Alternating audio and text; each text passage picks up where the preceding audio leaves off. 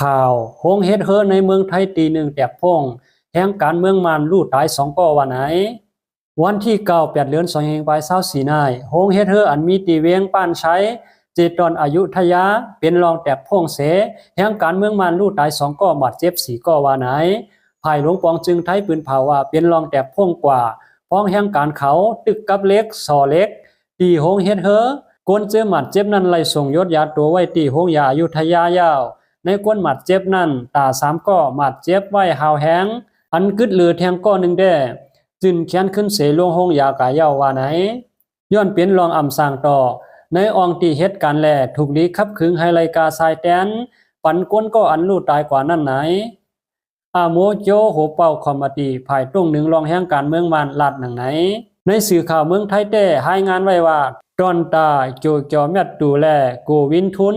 แห่งการเมืองมัน2ก่ออันไล่ลู่ตายกว่านั้นอยู่ที่ห้องการพ้องหลวงภายแห่งการเมืองไทยเตปันกาสายแตนกว่า1ก่อไหล800,000 บาทปลายว่าไหนวงเฮ็ดเฮออันเป็นรองแตกพ่วงปอกใน